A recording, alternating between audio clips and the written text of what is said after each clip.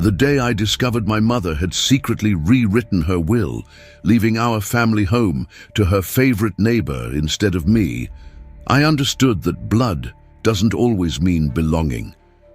I'm standing here in Margaret Thompson's pristine kitchen, reading the lawyer's letter for the third time, while my 78-year-old mother sits across from me with the same satisfied smile she's worn since I was 12 years old and failed to meet her expectations. "Dorothy deserves it more than you do," she says, stirring her tea with mechanical precision.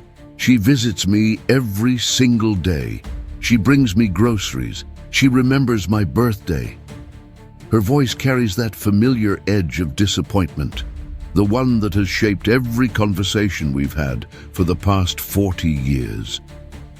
Dorothy Whitman, the 65-year-old widow next door, inherited a 3-bedroom house worth $450,000. I inherited a cardboard box filled with old Christmas ornaments and a handwritten note that said, "These might remind you of better times."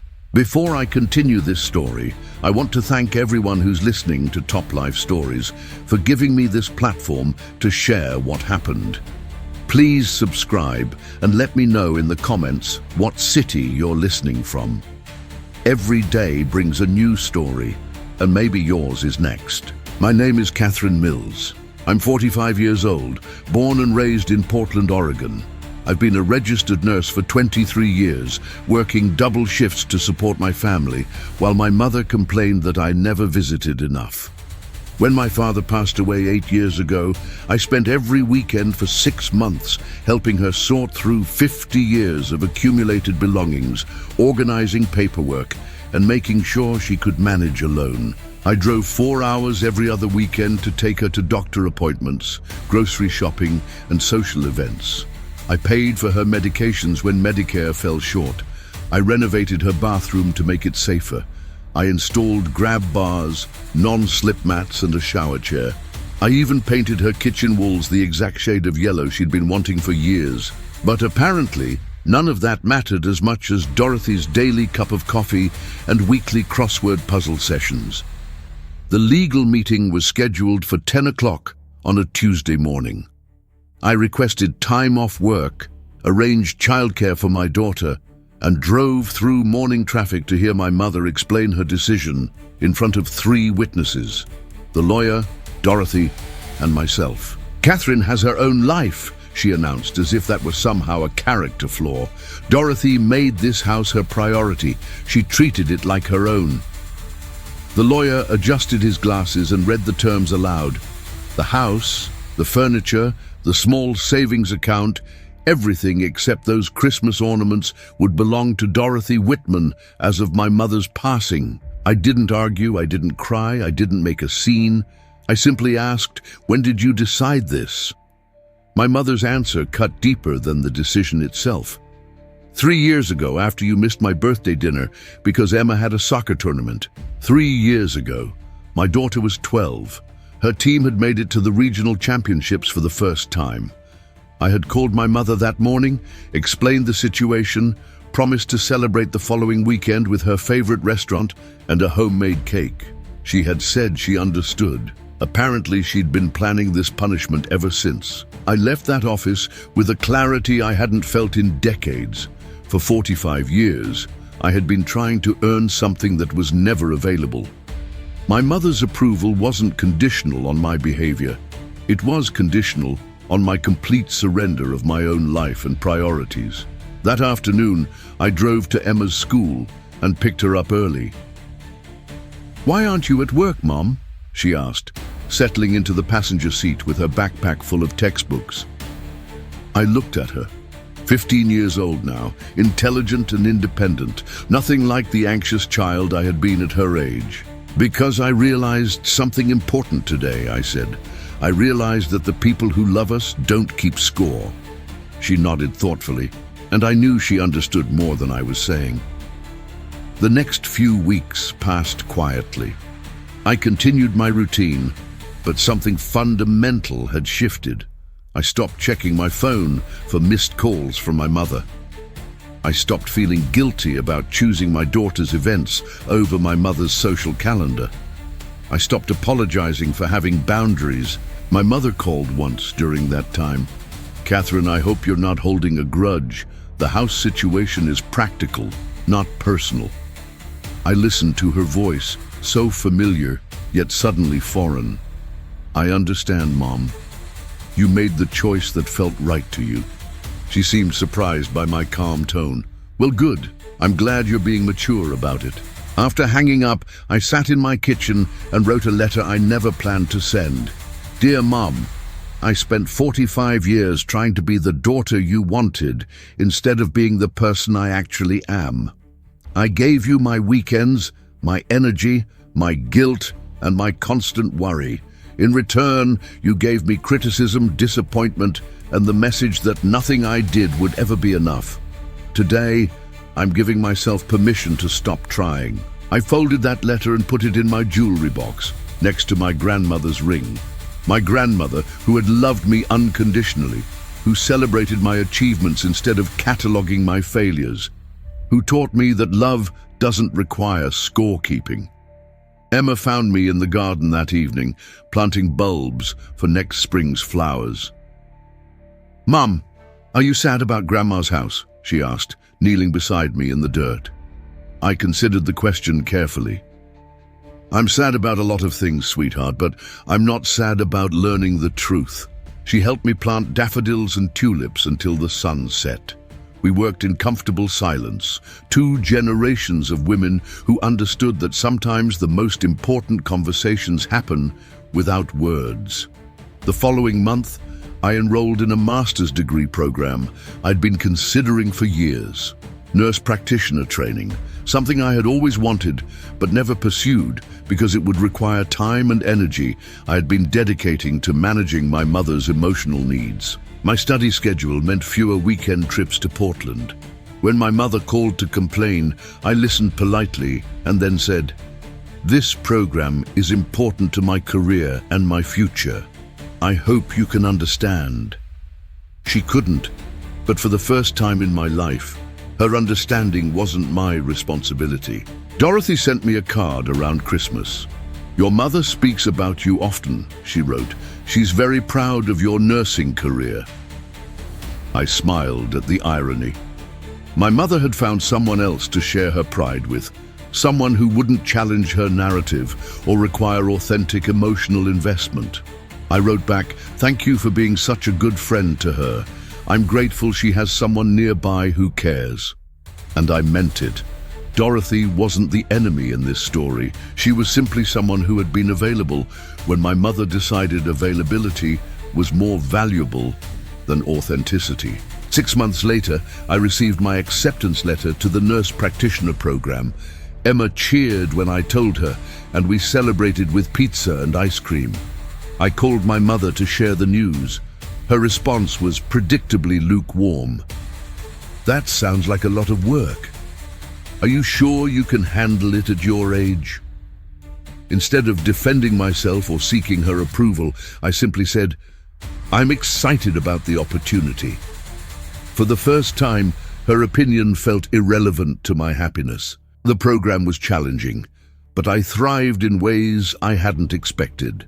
My professors praised my clinical insights. My classmates valued my experience. I discovered that I had been so focused on my mother's disapproval that I had forgotten how capable I actually was. During my second semester, I met Dr. James Rodriguez at a medical conference. He was presenting research on patient advocacy in rural healthcare settings. His presentation was brilliant, his passion infectious. When he asked for my thoughts afterward, I found myself speaking with confidence I didn't know I possessed.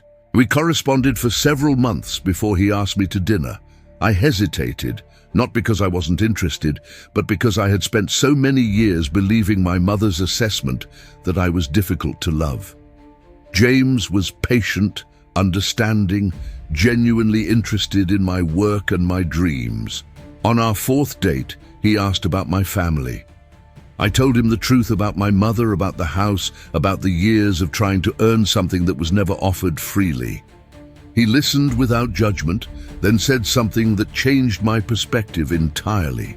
It sounds like your mother gave you an incredible gift. She showed you exactly what kind of parent not to be.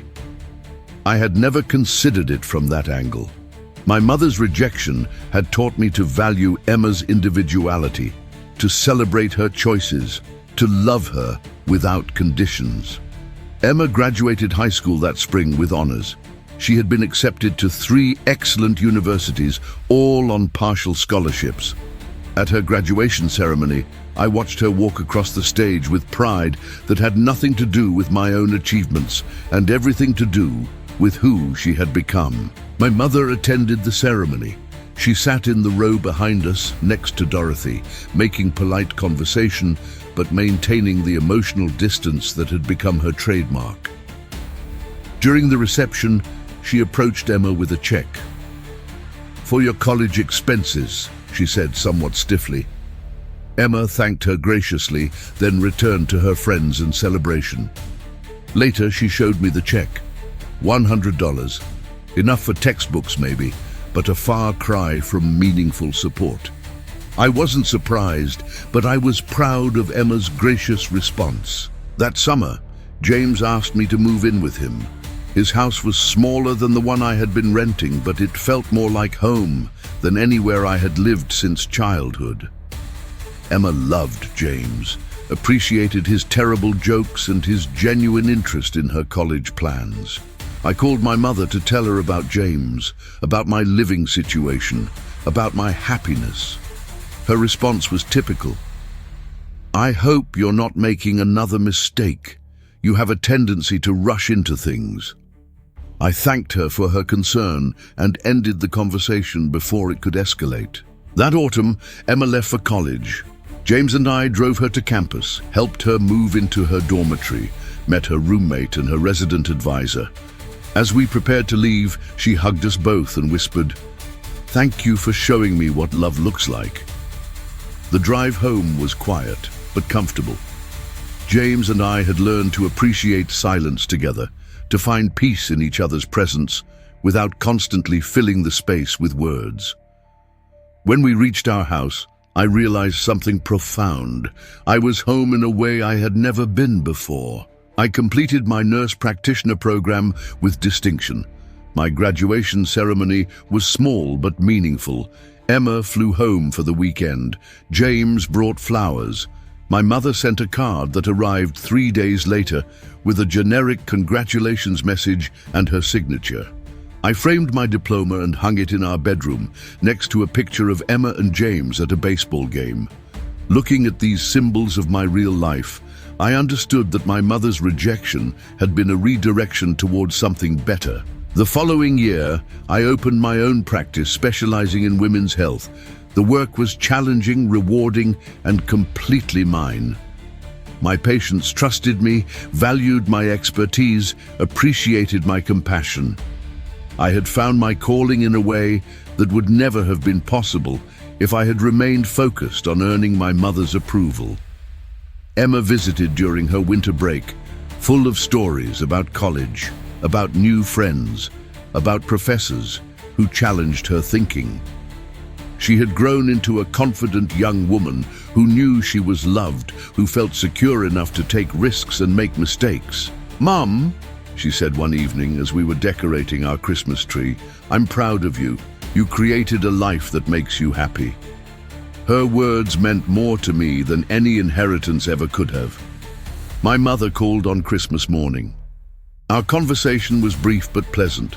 She told me about Dorothy's grandchildren visiting, about their neighborhood book club, about her new arthritis medication. I listened, genuinely interested in her well-being, but no longer invested in her emotional approval. Before hanging up, she said something unexpected.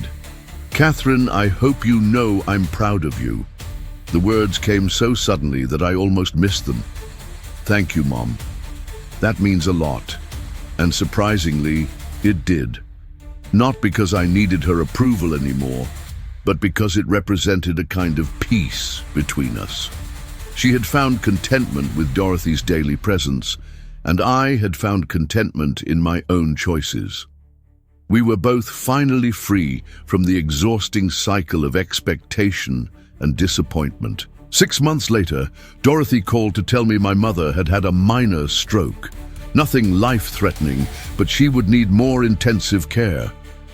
I drove to Portland immediately, spent a week helping arrange home healthcare services, organizing her medications and ensuring she was stable. My mother seemed genuinely grateful for my help.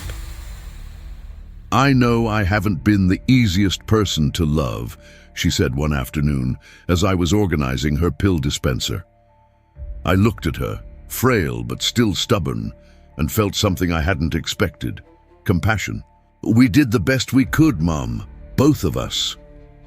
She nodded, seeming relieved by my understanding. For the first time in years, we were simply two women who had shared a complicated history, no longer fighting over what might have been different. I returned home to James and my practice, but I called my mother weekly and visited monthly. Not out of obligation, but out of genuine care. The house would still go to Dorothy when my mother passed away, but that no longer felt like rejection. It felt like logistics. Emma graduated college magna cum laude with a degree in social work. At her graduation, she told me she wanted to work with families in crisis to help children navigate difficult situations. "You taught me that we can't control how people treat us, but we can control how we respond," she said. Watching her walk across that stage, I realized my mother had been right about one thing. She had given me exactly what I needed. Not a house, not approval, not unconditional love, but the opportunity to learn that my worth wasn't determined by other people's limitations. That evening, James proposed. It was simple, private, perfect. Emma cried when we told her the news. My mother offered cautious congratulations and asked if she could bring Dorothy to the wedding. I said yes, genuinely meaning it. Our wedding was small, held in our backyard with close friends and family. My mother sat in the front row next to Dorothy, looking more relaxed than I had seen her in years. During the reception, she approached me with something I had never expected: an apology. "Catherine, I know I made mistakes when you were growing up. I was so afraid of losing you that I never learned how to love you properly." Her honesty surprised me, moved me, healed something I hadn't realized was still wounded. "We both made mistakes, Mom, but look how everything turned out." I gestured toward Emma laughing with James's nephews, toward the friends who had celebrated our love, toward the life I had built from scratch. She smiled, and for the first time in decades it reached her eyes. "You did well, sweetheart. You did very well." 6 months after our wedding, my mother passed away peacefully in her sleep. Dorothy found her the next morning during their usual coffee visit. The funeral was well attended. My mother had been active in her community, had touched many lives in ways I was only beginning to understand. Dorothy approached me after the service. "She talked about you constantly in her final months," she said.